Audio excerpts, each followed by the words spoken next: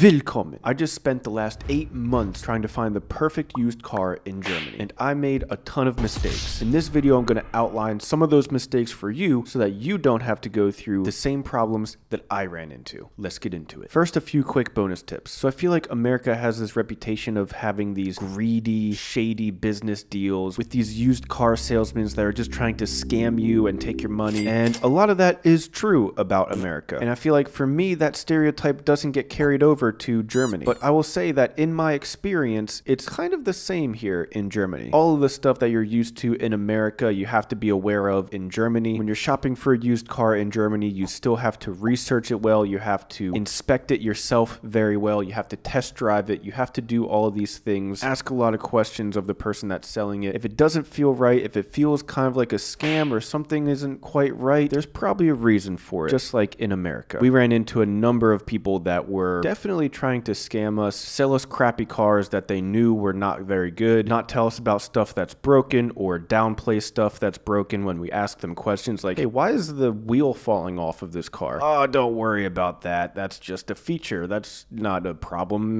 That's supposed to be like that. Normal stuff like that when you're buying used cars. You just have to be vigilant, have to be aware of these things. It's going to happen when you're buying used cars. We ended up buying a used car from a used car dealer, which is in theory a little bit less shady than buying it from like just a random guy, though you can obviously do that too. It all depends on who's selling it and whatnot, but you just have to still be aware that scams are a very real thing with used cars in Germany, just like they are in America. Also, when you're buying any car in Germany, most of the cars in Germany are manual transmission or stick shift. You can get an automatic car. I got an automatic car myself, but they usually are a bit more money and they aren't nearly as common as in America. Manual transmission in Germany is vastly more popular. But at any rate, let's get into some mistakes that I made when buying a used car so that hopefully I can help you guys out a little bit. So the first mistake that I made was for a long time, I wasn't utilizing online resources to search for cars. There's a lot of good automotive websites in Germany that allow you to search through cars and add tons of different filters so you can look at just the cars that fit your specific needs. You can even search by area so that you can see which cars are close to you compared to which cars you might need to drive several hours away for. And depending on where you are in Germany, it can be very hard to find a car that's near to you with your specific things that you're looking for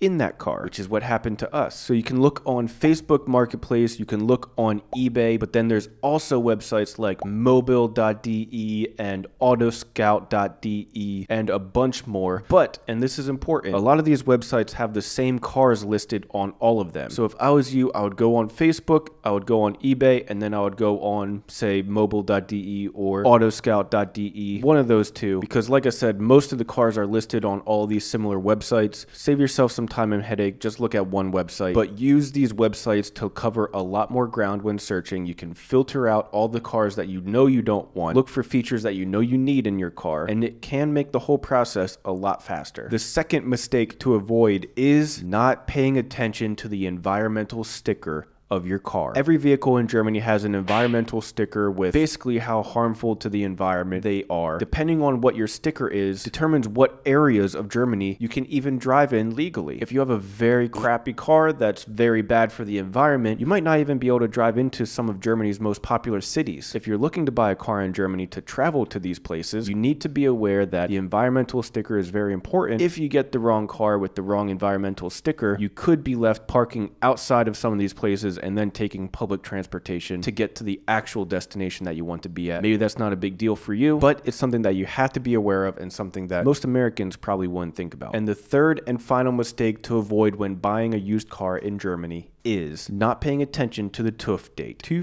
TÜV. Basically, the car's inspection. In Germany, the vehicle inspections are a lot more rigorous than they are in America. So when you're buying a used car in Germany, make sure you're looking at this date. If it says TÜV new, that means that they just got the car inspected, everything was passed. That is usually a good sign. That usually means that everything that was wrong with the car was either fixed or there was nothing wrong with the car to begin with. Now, you need your car to be inspected in order for it to be street legal, so you're gonna need to have this anyways. You might as as well look for one with TÜV New, because if you're getting a used car, kind of verifying that hopefully stuff isn't too broken with the car. But also, like I said, you have to get this done anyways, so you might as well get it new so that you don't have to worry about it for a while. And this is something that I wasn't doing for a long time when looking for cars here. And then I realized I could kill two birds with one stone and sort of verify that things are operating semi-normal with a used car, while also not having to worry about it being street legal for quite some time. So the used car that I just bought has TÜV for